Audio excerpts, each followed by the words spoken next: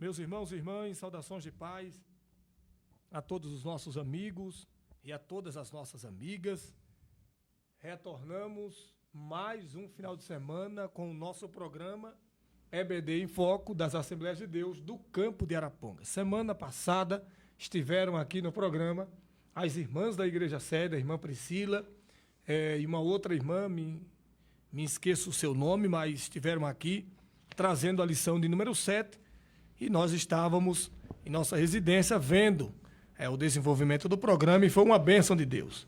E agora estamos aqui para a lição de número 8, missionários fazedores de tendas, com o nosso presbítero, agora presbítero de fato, Danilo, lá da Igreja Sede. E é uma alegria e é um prazer, e eu quero dar uma oportunidade ao professor Danilo para uma vez mais apresentar-se aos irmãos. Bom dia, Pai do Senhor, professor Danilo, boa tarde, né? É verdade, muito bom dia a todos, a você, presbítero Salim, e a todos que estão aí nos acompanhando. E é muito bom, muito gratificante a gente poder estar aqui mais uma vez para poder contribuir aí com a obra do nosso Deus. Muito obrigado. É sempre uma alegria, né?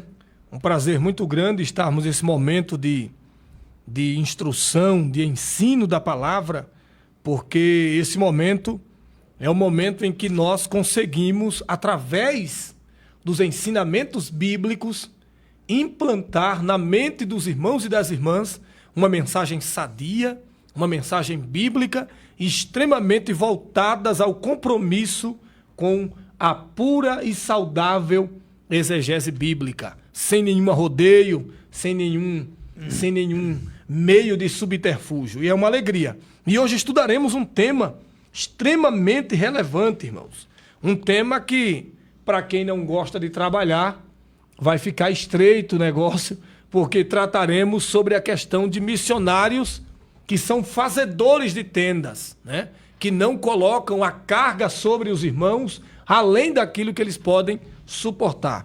E isso é algo extraordinário. Vamos já partir para as leituras tradicionais que nós fazemos aqui, para depois já passarmos a oportunidade para o professor presbítero Danilo.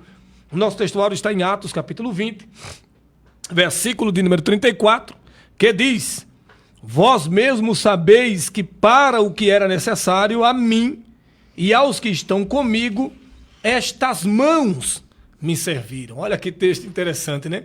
Paulo está dizendo que para o seu sustento ele utilizou as suas próprias mãos para não ser pesado aos irmãos. É possível servir a Deus e aos outros por meio de sua profissão, onde quer que você vá.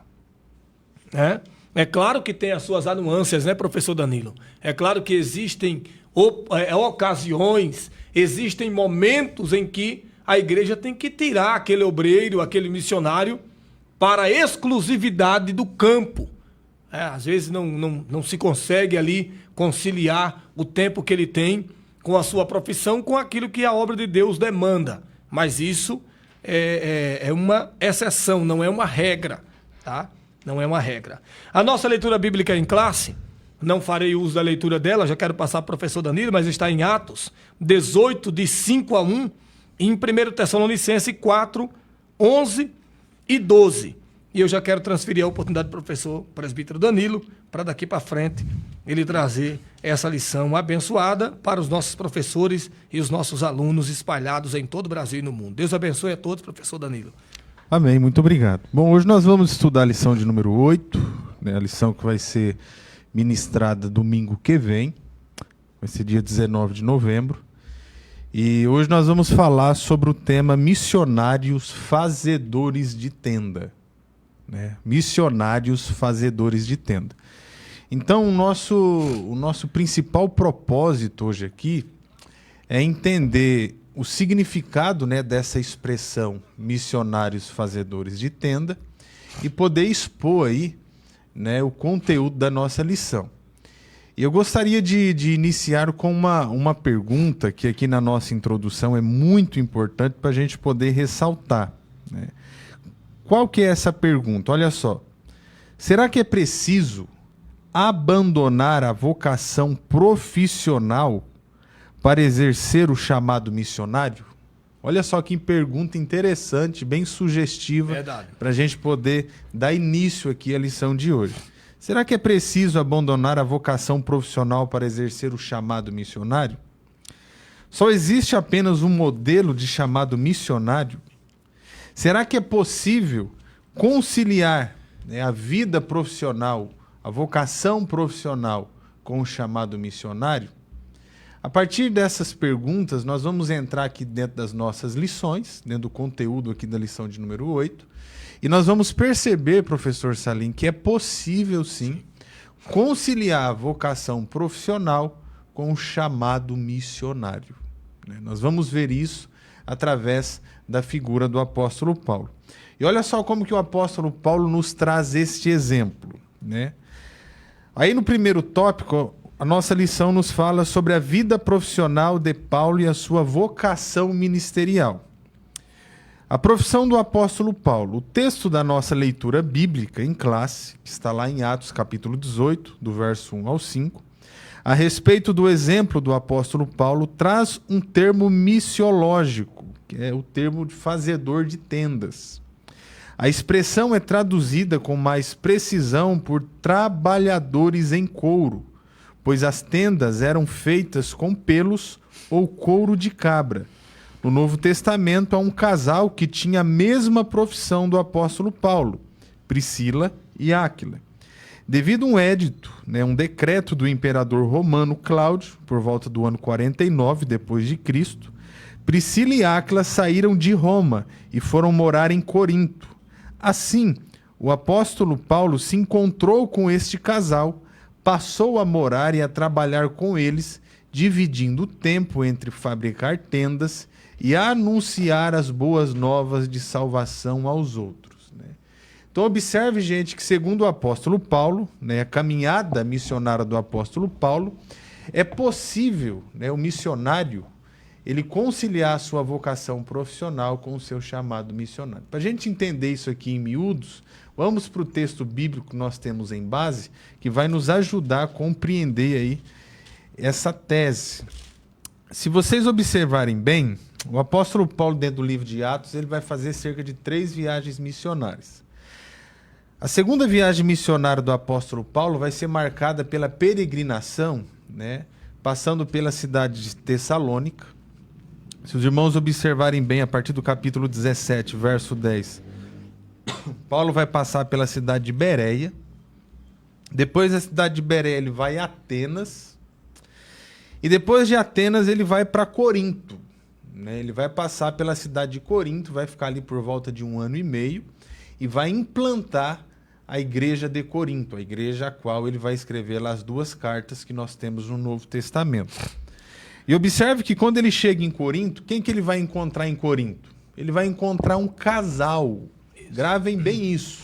Paulo, quando chega em Corinto, ele vai encontrar um casal, Priscila e Áquila. Eles eram judeus e eles estavam em Corinto por quê? Porque o imperador Cláudio, o imperador da época, estou lá por volta do ano 49 depois de Cristo, o imperador Cláudio ele vai estabelecer um decreto ordenando aí a expulsão dos judeus da cidade de Roma, o centro do Império Romano. Então Priscila e Áquila vão para a cidade de Corinto, Paulo vai encontrar esse casal vindo de Roma, e olha só, o texto nos diz que Paulo ele passa a morar, ele vai residir junto com este casal. E residindo com este casal, observe o que diz o texto. Ele vai passar a trabalhar junto com eles, porque Paulo e Priscila e Áquila tinham a mesma profissão, sim, que era de fazedores de tenda. De tenda. Então observe que a implantação da igreja de Corinto por parte do apóstolo Paulo foi marcada pelo quê? Por essa associação. Paulo trabalhava, provavelmente durante a semana, como um fazedor de tenda. E observe o que diz o verso 4. Todos os sábados ele debatia na sinagoga e convencia os judeus e gregos. Ou seja, ele conseguia conciliar a sua vocação profissional com o seu chamado missionário. Só aí o texto já nos responde. É possível conciliar as duas coisas. E é interessante, professor presbítero Danilo, que essa profissão exercida pelo apóstolo Paulo, Paulo era um trabalhador que nós chamamos hoje como autônomo, tá?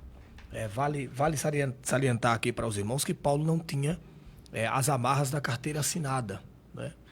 E o seu trabalho era um trabalho que, provavelmente, segundo muitos estudiosos, informam-nos que essa profissão de Paulo servia para ofertar tendas aos exércitos. Os exércitos compravam essas tendas, porque essas tendas eram feitas de couro, né? Couro de animal, tá? E aí eram tendas extremamente fortes e os exércitos compravam, eles vendiam isso provavelmente para os exércitos romanos, para as pessoas dos exércitos romanos, e ele tinha essa facilidade de, além de ter essa profissão, se locomover de região para região e com isso levando efetivamente por meio da sua profissão a palavra de Deus. Então veja que o que a lição está nos ensinando aqui é que há uma possibilidade altíssima, gritante, de você exercer a sua profissão e dentro da sua profissão levar a palavra de Deus e salvar muitas almas para o seu reino. É isso mesmo. É interessante, né? Ele tinha essa profissão, exercia essa profissão, né, para conseguir sobreviver, para poder desfrutar ali do pão de cada dia e poder cumprir todas as suas obrigações enquanto cidadão ali do seu tempo. Só que, ao mesmo tempo, ele fazia essa associação. Ele trabalhava e tinha também tempo para pregar o evangelho, para poder implantar a igreja de Corinto. Se os irmãos observarem bem, o apóstolo Paulo só vai se dedicar exclusivamente à pregação do evangelho em Corinto a partir do momento que Silas e Timóteo eles chegaram da Macedônia, tá no verso 5. Sim. Olha só o que diz o texto. Depois que Silas e Timóteo chegaram da Macedônia, Paulo, aí sim, a partir daí, ele se dedicou exclusivamente à pregação, sim, testemunhando aos judeus que Jesus era o Cristo. Então observe que a primeira pergunta que nós fizemos aqui no início da aula já foi respondida. Será que é possível conciliar as duas coisas? É perfeitamente possível.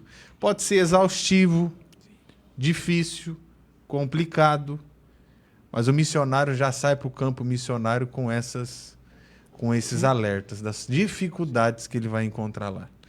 É bem interessante porque quando a gente passa a observar esse contexto de ter uma profissão e, ao mesmo tempo, exercer uma função ministerial na igreja como ganhador de almas, eu ouvi inúmeras vezes a desculpa de pessoas que queriam ser apenas ociosos, né? Dormir até meio-dia, dormir até 11 horas, sem um compromisso de fazer nenhuma profissão a mais para tirar um pouco do peso da igreja, de mantê-los ali em determinado campo. Deles que diziam, não, tudo há um tempo, né? Eu não posso pregar no meu trabalho, porque no meu trabalho não é permitido. Opa, nós vivemos em um país livre. A Constituição Federal Brasileira lhe dá a liberdade de pregar em qualquer lugar. Agora, é claro que você tem que ter um momento apropriado dentro daquela determinada empresa para divulgar o nome de Cristo. Mas você não é proibido de fazer isso em nenhuma empresa no Brasil. Nenhuma empresa lhe proíbe de fazer isso. Agora, tem que ter o momento correto, o seu momento de intervalo. Ninguém vai lhe proibir de fazer a propagação do evangelho dentro da sala de recreação, dentro do refeitório. Eu já fiz isso muitas vezes, entregar um folheto e as pessoas depois virem perguntar como é isso, como é esse texto, e a gente sentar ali, reunir um bocado de gente e começar a explicar. Em empresas, eu já até tive o momento da palavra, que o próprio encarregado dizia, ô, você tem como dar um momento da palavra, parava ali negócio de 4 minutos e a gente dava uma palavra rapidinho ali e o povo ia trabalhar. Então você tem condições. A sua profissão não lhe proíbe de pregar o reino de Deus, de forma nenhuma. E é interessante por quê? Porque a Bíblia, se você for fazer uma leitura bem expansiva e minuciosa, você vê que a Bíblia ela é muito severa com relação à ociosidade. A ociosidade, segundo o texto bíblico, é condenada né, diante de Deus. Se vocês forem fazer uma leitura, por exemplo, da segunda carta que o apóstolo Paulo escreve aos Tessalonicenses, o apóstolo Paulo ele nos diz que dentro da igreja de Tessalônica existiam alguns cristãos que não eram muito dados ao trabalho. Alguns cristãos que não eram muito dados à questão do trabalho no seu dia a dia. E se você ler lá no capítulo 3, a partir do verso 6, olha só a advertência que o apóstolo Paulo faz com relação a esses cristãos, né, que não eram dados ao trabalho. Irmãos, em nome do nosso Senhor Jesus Cristo, nós ordenamos que se afastem de todo irmão que vive ociosamente, ou seja, que não produz, sim, que não tem produtividade profissional na sua vida. Tem que trabalhar. E não conforme a tradição que vocês receberam de nós, pois vocês mesmos sabem como devem seguir o nosso exemplo, porque não vivemos ociosamente quando estivemos entre vocês, e nem comemos coisa alguma à custa de ninguém. Ao contrário, trabalhamos arduamente com fadiga, dia e noite, para não sermos pesados a nenhum de vocês. Não porque não tivéssemos tal direito, mas para que nos tornássemos um modelo para ser imitado por vocês. E olha só a advertência que ele faz no verso 10. Quando ainda estávamos com vocês, nós ordenamos isso. Isso foi uma ordem do apóstolo Paulo. Não foi uma opção que os cristãos aqui de Tessalônica poderiam escolher ou não. Foi uma ordem. Sim. Olha só. Se alguém não quiser trabalhar, também não coma. Pois ouvimos que alguns de vocês estão ociosos, não trabalham, mas andam se intrometendo na vida alheia. A tais pessoas ordenamos e exortamos no Senhor Jesus Cristo que trabalhem e comam o seu próprio pão. Ou seja, não trabalhavam e ainda viviam de porta em porta cuidando da vida alheia. O fofoqueiro, né? Que não trabalha, mas tem tempo para estar batendo papo, conversando, jogando conversa fora. A questão de todo judeu aprender um ofício para ganhar o seu dinheiro e o seu sustento desse ofício nos ensina muita coisa. Uma outra coisa bem interessante é que há uma discussão muito grande nesse ministério de itinerante hoje, né? Que os caras não têm mais tempo para nada, os caras têm agenda 30 dias da semana, não lê a Bíblia, não lê nada. E por isso que temos uma extrema dificuldade concernente à ministração da palavra de Deus. É por isso que o coach ganha tanta fama e sucesso. Porque não precisa ler a Bíblia. Basta ler alguns livros de autoajuda. Sabe? O cara não se aprofunda no texto, ele não tem tempo para isso. 30 dias da semana viajando. Vai de hotel em hotel, acorda de 11 horas da manhã, 12 horas, 1 hora da tarde, 2 horas. Pesadíssimo ao seu irmão. E a Bíblia diz, vai ter com a formiga. Quem entende um pouco de anatomia sabe como é que funciona a formiga. Acorda cedo, vai, bota a folha nas costas, sai, vai embora. Sempre está em movimento. Sempre, não para nunca. Para nunca, a não sei quando tem. Me fala a memória, o inverno, né? Que elas entram para dentro das suas ocas, das suas casas. Oca não, oca é de índio, né? Mas entra para dentro das suas casas lá e acabou, você vai lá e vai viver daquilo que produziu ao longo do ano inteiro. O cara não produz nada e ainda anda reclamando de ofertas que ganha. Imagina, o cara não trabalhou, não fez nada, não lê nada, não produz nada. Aí ganha uma oferta de R$300. Nossa, 300. Imagina, queria eu ganhar 300 conto, rapaz.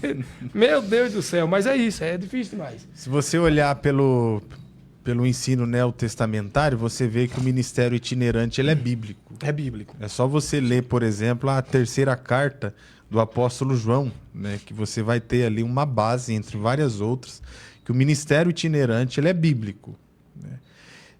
Só que é um ministério, como todos os demais, que precisa também tomar um certo cuidado, né, com certos tipos de exageros.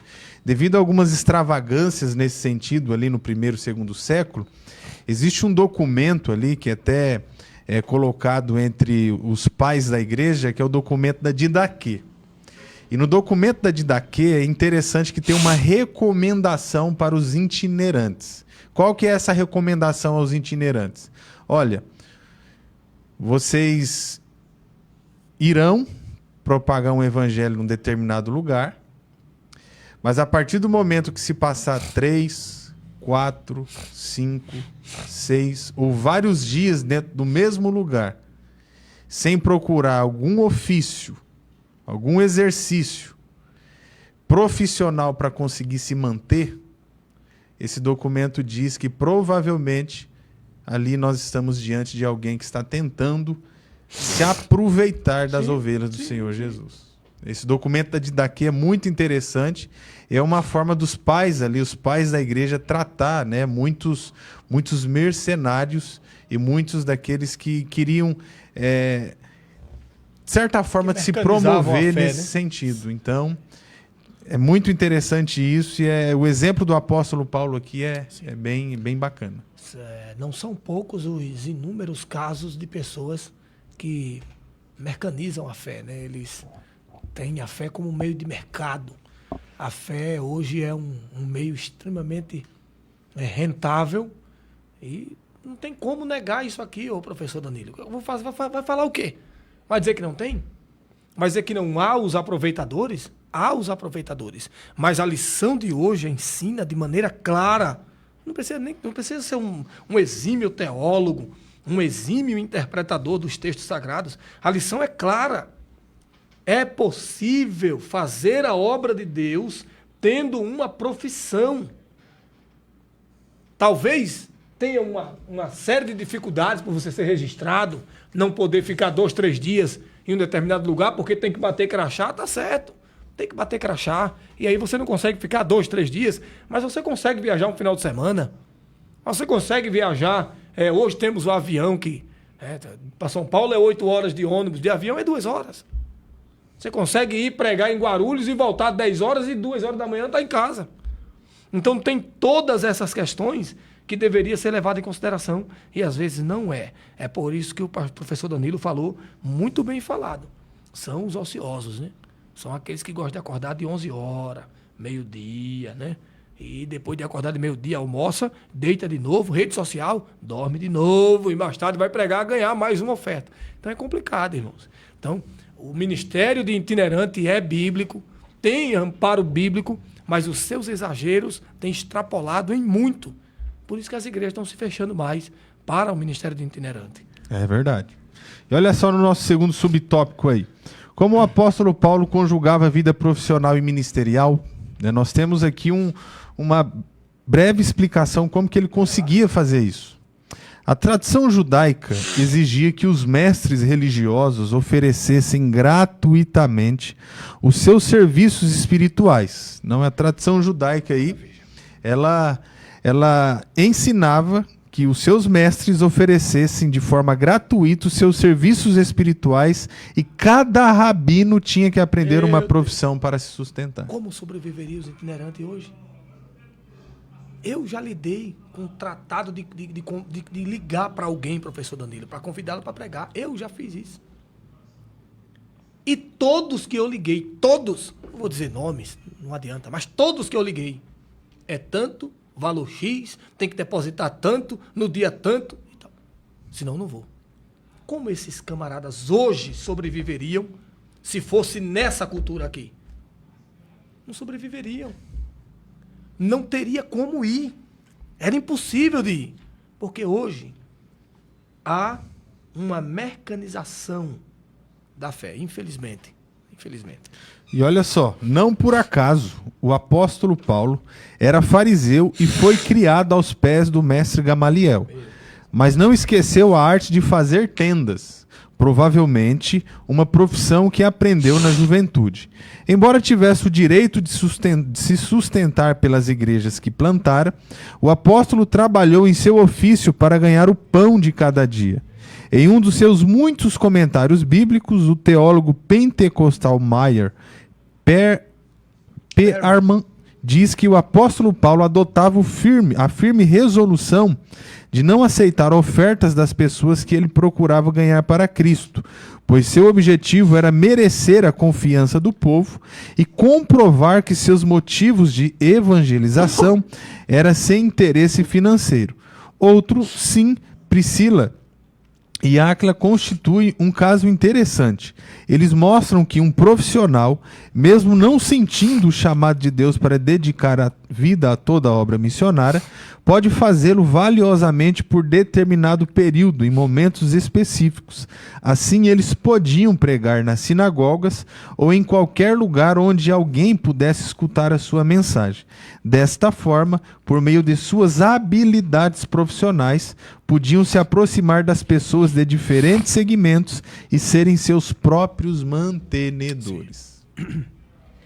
Interessante. Agora imagina, quantas atividades profissionais não temos hoje de extrema relevância global e de expansão global para a disseminação do Evangelho?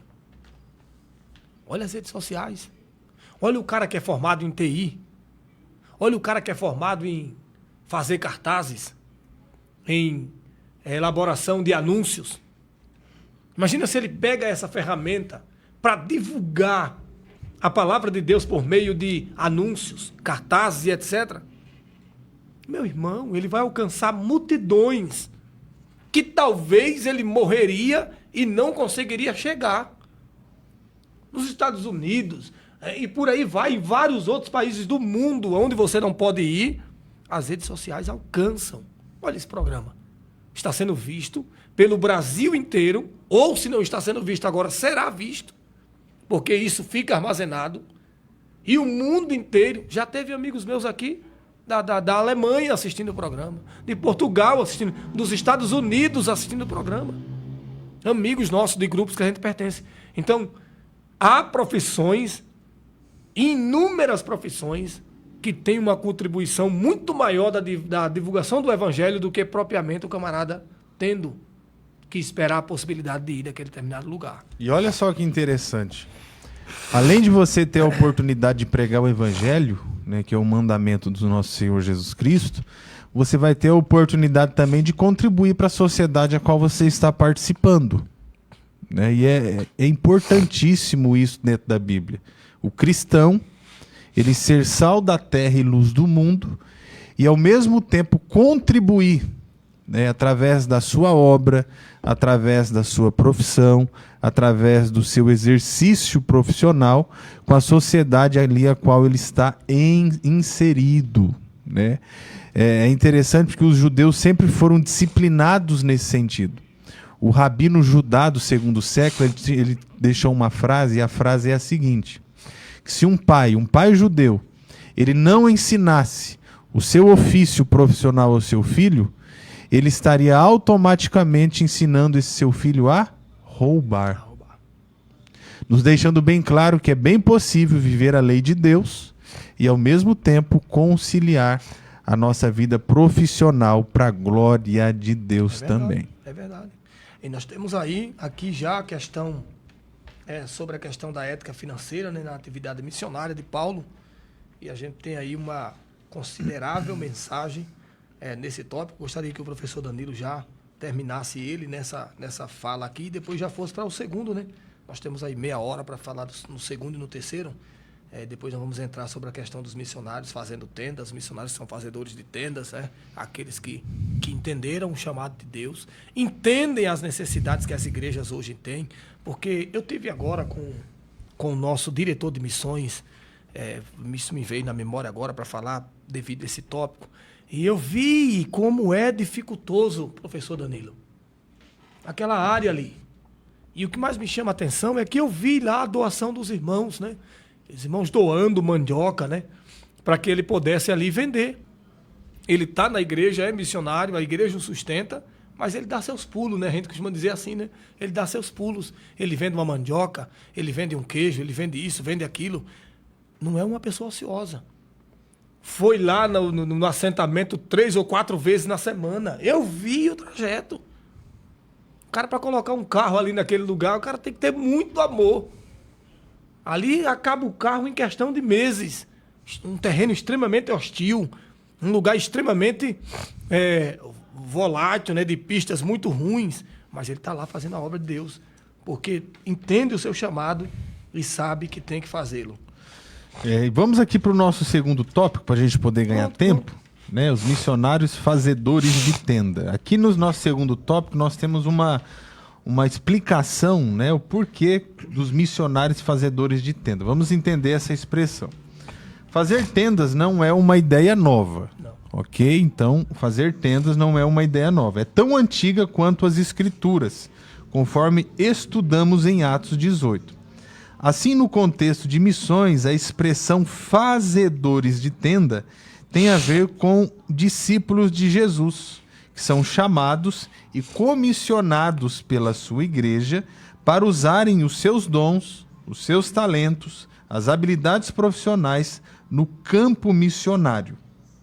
São profissionais de negócio, como o presbítero Salim nos diz, empreendedores, em missão que operam em regiões de grande antagonismo à mensagem cristã.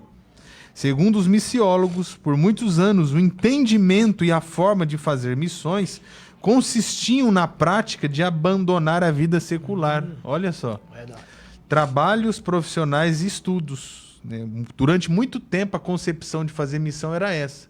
Vou abandonar tudo o que eu tenho, construir aqui, para poder fazer missão. E hoje, surranteiramente, levemente, ainda temos essa concepção, principalmente, sobretudo, professor Danilo, é bom isso aqui, porque, sobretudo, na mente dos jovens que são formados hoje. Eles entendem, a maioria deles, que o missionário propriamente dito é esse, é aquele que abandona todos os seus estudos, abandona toda espécie de profissão no ramo secular, né? E ele vai ali para a igreja, e a igreja vai pegar já vai enviar para um determinado país, ele já vai ficar lá. Ainda temos esse pensamento de forma surranteira, mas ainda temos. É verdade. Isso muitas vezes gera até um certo tipo de frustração no coração de jovens missionários. Porque ele fica entre a realização pessoal de uma determinada profissão que ele sempre sonhou e o chamado missionário que Deus está lhe chamando. Só que observe que através do apóstolo Paulo é possível conciliar. Tanto para você viver a sua realização profissional enquanto pessoa e ao mesmo tempo para você atender esse chamado e ganhar almas para o Senhor Jesus. Verdade. É possível. Olha só, segundo os missiólogos, por muitos anos, o entendimento e a forma de fazer missões consistiam na prática de abandonar a vida secular. Isso envolve trabalhos profissionais e estudos, para se dedicar integralmente à obra missionária. Hoje, graças a Deus, o entendimento tornou-se mais amplo, ou seja, é perfeitamente possível ser um profissional, um empreendedor, e aqui eu ressalto, um operário, né? Um empresário, um advogado, um vendedor. É perfeitamente possível ser um profissional, um empreendedor e realizar a obra missionária sem a necessidade de abandonar a carreira profissional. Pois é. Imagina. Eu disse e reitero, nas minhas falas anteriores, faço uma reiteração do que disse. Imagina o cara, um advogado, lidando com inúmeros clientes, podendo falar do amor de Jesus para vários empresários ricos que não conseguem parar devido à movimentação diária para ouvir alguém. Está na mesa do advogado, o advogado está ali, aproveita a oportunidade do psicólogo, do dentista, do cirurgião. Na hora da cirurgia o cara está morrendo, o cara vai ler, calma. Jesus faz milagre. E o camarada opera aquele indivíduo, ele sai da mesa de cirurgia, sai com a sua vitória na mão. Eu quero ser cristão, quero ser crente. Entendeu? Então, essas profissões, dentre outras, o operário mesmo, o batedor ali de caixa, entre outros, o auxiliar de serviços gerais, todos eles podem fazer a obra missionária sem abandonar as suas respectivas profissões. Sem se frustrar, né? Sem se frustrar e nem frustrar os seus pais, né?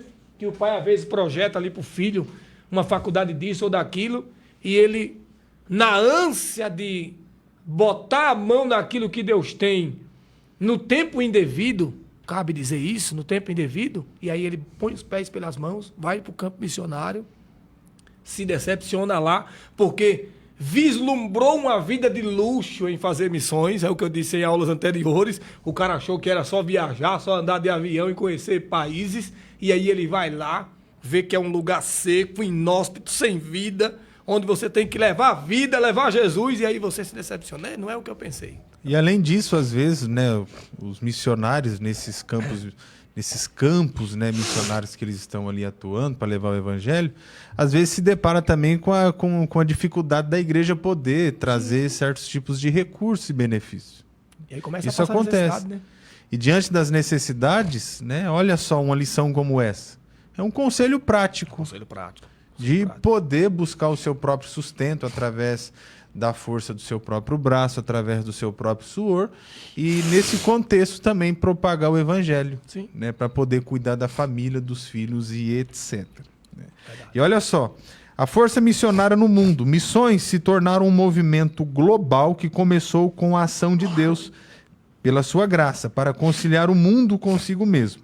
E ele conta conosco, né, para continuar com essa missão. Nesse sentido, a maior força missionária cristã do mundo é formada por profissionais, empreendedores, estudantes que se movem entre culturas para servir a Cristo através das suas vidas e trabalhos.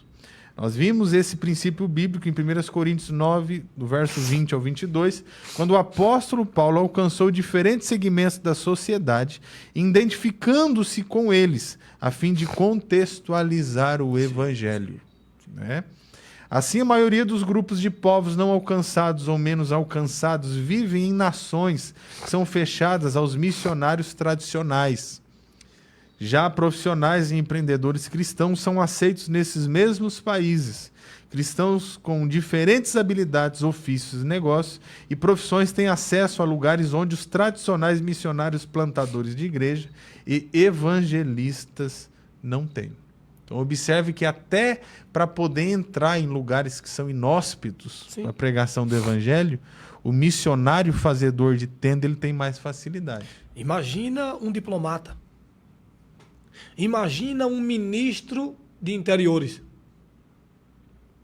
Imagine o poder que esse cara não tem. A força de difundir alguma coisa que esse cara tem, que missionários convencionais não conseguiriam.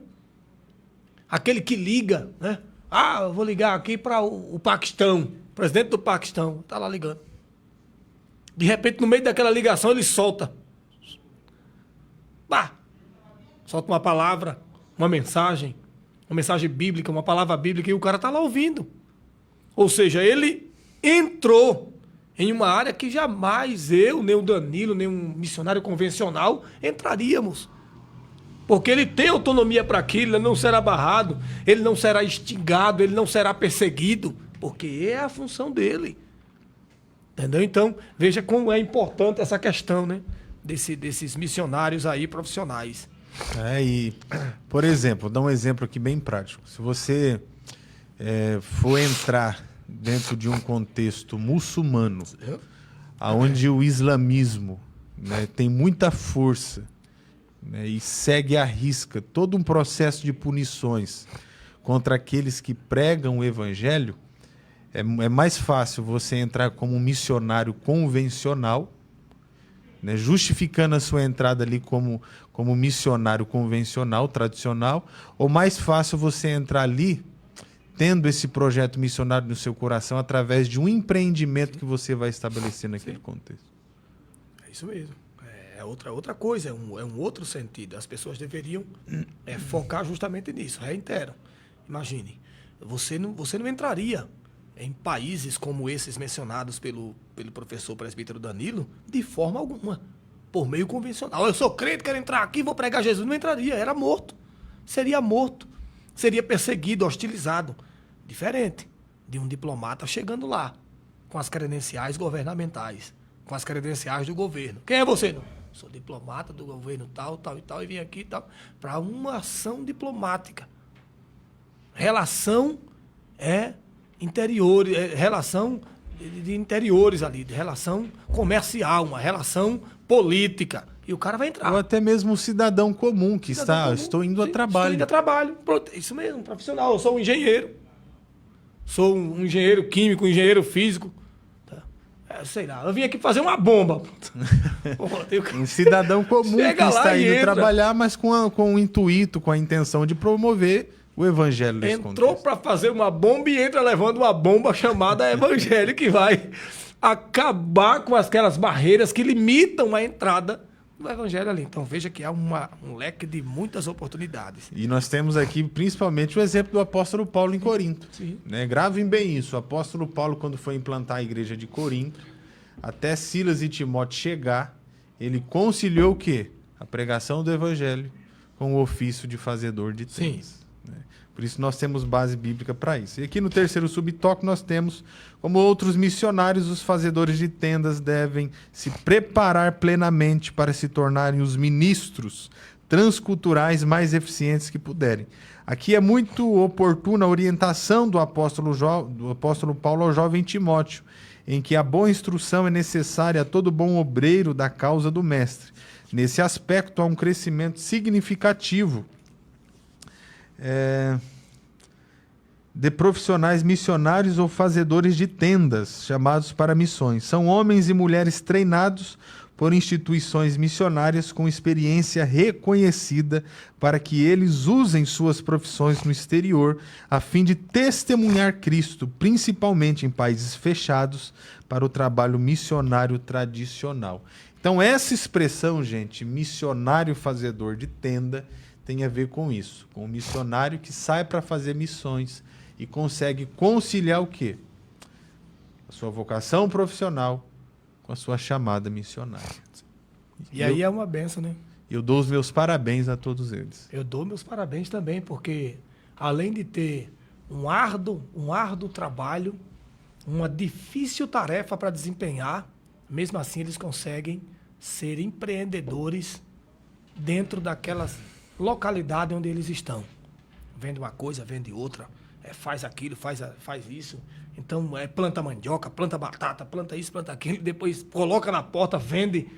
E é um pessoal extremamente ocupado, não só na obra de Deus, mas como também a família, né? Até porque o missionário tem que levar em consideração que, na grande maioria das vezes, tem uma família que depende do sustento. Filhos, né? Que depende de médico, depende disso, daquilo. Então, é necessário que haja essa mentalidade ensinada aqui na lição. Vamos já, professor Danilo, para o nosso último tópico 3, que falta bem pouco tempo. Olha só, aqui no terceiro tópico nós temos a ideia de vocação, profissão e missões. Eu não vou ler aqui para a gente poder ganhar tempo, ok? E aqui, presbítero Salim, eu gostaria de ir partindo aqui para o final da nossa aula e destacando algo que é muito importante para a mentalidade de todo missionário com relação a essa conciliação, né? Tanto a sua vocação profissional ao seu chamado missionário. Para o missionário em si, ele poder entender isso e não entrar em crise, né, dentro de um contexto de missões, o que ele precisa ter em mente? Ele precisa ter uma mentalidade cristã, bíblica, acerca do trabalho, né? A Bíblia nos traz, gente, ideias, né, orientações, argumentações sobre o trabalho que são muito interessantes. E quando você entra em contato com essas argumentações bíblicas sobre o trabalho, você vê que a noção de trabalho, né, que nós temos, por exemplo, aqui no nosso país, é uma noção totalmente antibíblica. Sim. A noção de trabalho que nós temos aqui no nosso país, por parte de muitas pessoas, é antibíblica. Por exemplo, olha só como que a noção de trabalho da nossa sociedade aqui no Brasil, muitas vezes é antibíblica e mais voltada a uma ideia pagã acerca do trabalho. Sim. Geralmente nós encontramos pessoas que recitam muito aquela frase: poxa vida, amanhã é segunda-feira, né? E trazem junto consigo a expressão, a segunda-feira bravo. Por que a segunda-feira é brava? Porque ele tem uma ideia pejorativa com relação ao trabalho. É uma forma de olhar para o trabalho como se o trabalho fosse algo negativo, Sim. como se o trabalho fosse um castigo divino que nós precisamos nos submeter, uma maldição. Misericórdia. Isso é uma noção de trabalho totalmente antibíblica, é pagã. Sabe quem pensava sobre o trabalho assim? Os gregos antigos. Os gregos pagãos antigos, eles pensavam acerca do trabalho desse jeito. Eles viam principalmente o trabalho braçal, o trabalho manual, como algo voltado apenas aos servos e aos escravos, né? O grego mais sofisticado dos períodos bíblicos, helenísticos, ele tinha a expressão do ócio digno.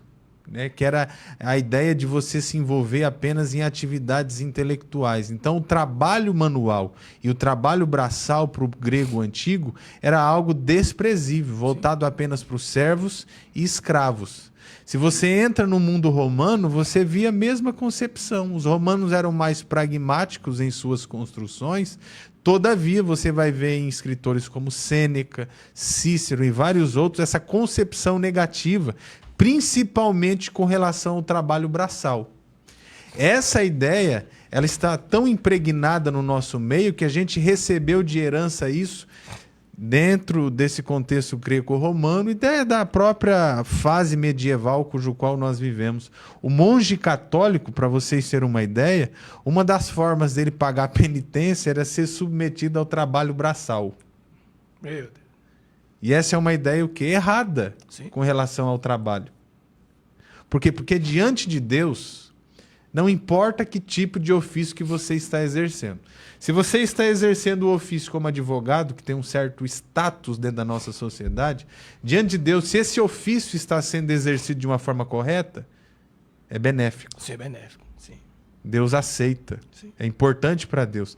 Mas se você não tem um cargo, né, uma profissão de status, se você é um simples operário de uma fábrica, aquele ofício, aquele exercício que você está exercendo na fábrica, diante de Deus é importantíssimo também. Por quê? Porque diante de Deus o que vale não é o que nós estamos fazendo conforme as suas categorias. É a forma que nós estamos exercendo os nossos ofícios profissionais. Eu digo que o trabalho, professor Danilo, ele dignifica o homem, né? Dignifica o homem. Ele não é uma maldição. Ele, muito pelo contrário, ele é uma bênção. Ele é uma bênção de Deus. Afinal de contas, é por meio do trabalho que você consegue sustentar a sua casa, a sua família. Então ele não é uma maldição, ele é uma bênção. Não foi deixado como maldição. Ele é uma bênção. Uma bênção em todos os aspectos. E por mais simples que o trabalho seja, ele é importantíssimo para Deus e para a sociedade. Para Deus e para a sociedade. Às vezes nós geralmente temos um certo questionamento com relação à prosperidade dos judeus. Porque os judeus são muito prósperos. Mas isso tem a ver com a concepção de trabalho que eles têm na mente. Para o homem pagão, o trabalho, principalmente o trabalho braçal, tinha essa conotação negativa. Só que se você vai para o Talmud, né, e para vários outros tipos de literatura judaica, você vê que o trabalho braçal para um judeu sempre foi uma dádiva de Deus, porque ele está lidando com o que? Com a matéria através das suas próprias mãos. Ele está conhecendo de forma prática o objeto que ele está desenvolvendo ali o seu trabalho. Então, para o judeu, o trabalho braçal, manual, sempre foi uma dádiva de Deus por esses requisitos. Se você vai para a reforma protestante, o que você vai ver? Você vai ver que os reformadores, eles trouxeram de volta a verdadeira noção bíblica do trabalho. Sim. Eu tenho vários tipos de conflitos, por exemplo, com as ideias de Calvino, principalmente com relação à predestinação que ele traz ali nas suas institutas. Sim. Todavia, eu preciso reconhecer que a ideia de Calvino sobre o trabalho é uma ideia bíblica. Uma ideia muito boa. Quando ele olha para o texto lá de Gênesis capítulo 1, que antes da queda, Deus disse ao homem para cultivar o jardim do Éden, ou seja, Deus estabelece o trabalho antes da queda. Quando ele traz essa noção, ele deixa bem claro, né, que a preguiça, a ociosidade, ela sempre foi condenada por Deus, e foi condenada por Deus antes da própria queda. Sim. Eu não sei de onde veio essa ideia, professor Danilo, de que o trabalho é uma maldição no Gênesis, porque, como bem tratado aqui, lá no Gênesis, quando Deus cria o homem, Deus coloca ele lá e diz, tá aí, agora lavre a terra, trabalhe nela para que ela venha produzir. A terra vai produzir, mas você tem que trabalhar a terra. Você tem que chamar a terra para o pé da árvore, você tem que chamar a terra para o pé dessa macieira aqui, desse aqui. Então veja que Deus instituiu o homem lá no Éden e não colocou ele no Jardim das Maravilhas e disse, agora você vai só dormir aí, só ficar de zoba, tomar banho naquele rio ali, vai lá, toma banho naquele rio ali, depois vem para cá, faz o que quiser, não precisa fazer nada. Tudo aqui vai brotar sem você. Você piscou o olho, já brotou aqui um pé de uva, você já pode pegar, pode comer. Não, tem que lavrar a terra. A expressão lavrar ali é trabalhar a terra. Interessante, já que o presbítero Salim nos trouxe isso, o significado da palavra Éden, um dos seus significados tem a ver com deleite. Sim. Então o jardim era um deleite para o homem. Mas por mais que era um deleite, Deus, quando planta o homem no jardim do Éden, ele coloca esse homem para cultivar. Verdade. Para lavrar. Isso. Né, para trabalhar. O que se tornou maldição foi essa forma de sobreviver, né, de uma forma exaustiva através do nosso suor. Verdade. Mas o trabalho sempre foi instituído por Deus. E os reformadores da Reforma Protestante, a partir do século XVI, nos trouxe essa verdadeira noção sobre o trabalho. Olha aí, ó. Não havia nenhuma planta do campo na terra, pois ainda nenhuma erva do campo havia brotado, não tinha nada, porque o Senhor Deus não fizera chover sobre a terra. E também não havia homem para lavrar, para irbad, lá no grego, lá do hebraico. É uma raiz primitiva que traz de uma concepção trabalhar, servir, labutar, fazer trabalho, quebrar abrolhos. Aí o cara quer ganhar as coisas, mas não ara a terra. Não quebra os abrolhos, não serve, tá? Não cultiva, não torna aquela terra produtiva. Olha, esse texto é muito interessante. Não havia nada, professor Danilo. E, de uma maneira bem específica, Deus não permitiu cair chuva sobre a terra. Antes do homem aparecer na mesma. Quando o homem apareceu, Deus disse, agora vou mandar chuva e você vai fazer a sua parte. Eu mando chuva aqui de cima e você quebra os abrolhos aí embaixo e as árvores vão brotar e você vai se alimentar. Então essa é a concepção bíblica de trabalho. Trabalho não é uma maldição. Trabalho não é uma maldição. Trabalho é uma bênção de Deus. Porque na proporção que você trabalha, o mantimento chega na sua mão. Quer comprar um aparelho? Trabalhe. Quer comprar um livro? Trabalhe. Se eu não estivesse trabalhando, eu não teria comprado meus livros semana passada. Tá vendo? Tava aí pedindo por, né? Então... Deus, quando nos fez, ele nos fez e nos deu habilidades, cara. Habilidades pessoais. Verdade. Essas habilidades, elas precisam ser colocadas em práticas. E uma das formas que a gente tem de poder colocar essas habilidades que Deus nos deu, né, em prática e poder granjear resultados a partir dela é através do nosso trabalho. Que essa ideia, né, que o trabalho é uma maldição que existe no nosso contexto brasileiro seja expulsa, né, de muitas igrejas, de muitos cristãos que trazem isso dentro de si. A gente tem que olhar para o trabalho como uma bênção, olhar para o trabalho como uma bênção divina, que além de nos proporcionar, né, o fruto, os resultados, os benefícios desse trabalho, nos traz realização pessoal e nós podemos glorificar a Deus com o nosso trabalho. Sim. Nós podemos cultuar a Deus com o nosso trabalho. Nós podemos louvar a Deus através do nosso ofício profissional. E repito, você pode glorificar a Deus sendo um advogado, um médico, um político reconhecido, mas você, operário de uma fábrica, você pode glorificar a Deus sendo operário de uma máquina também. Trabalhando assim, qual que é a nação que não prospera? Prospera. Agora, veja bem, vamos, de uma maneira descontraída, o nosso professor, o pastor Osiel, vai estar com a gente, né? Vai. No EBA, né? Fecha a câmera aqui em mim, como diz o pastor Osiel. Veja bem, o trabalho não é uma maldição, mas você tem que ter cuidado, porque você pode fazer do trabalho uma maldição na sua vida. Por isso que no Antigo Testamento Deus estabeleceu o sábado. O sábado. Pois é. Então veja, como foi dito, o trabalho não é uma maldição, mas você pode no percurso da sua vida fazer daquele trabalho uma maldição na sua vida. Tem gente que não cultua mais. O nome dele é trabalho, o CPF é trabalho, a identidade é trabalho, tudo é trabalho. Trabalha 8 horas no dia, pega mais 8 à noite, mais 8 na madrugada. O homem nem dorme mais, é um zumbi. Então você tem que ter cuidado, como diz o nosso pastor Osiel, tome cuidado, né? Porque o trabalho é uma bênção de Deus, mas você tem que entender que tudo há um tempo. 8 horas você trabalha, 8 horas você descansa e 8 horas você glorifica o nome de Jesus. Irmão. É assim que tem que ser feita a nossa distribuição do nosso tempo, né? Mas é isso.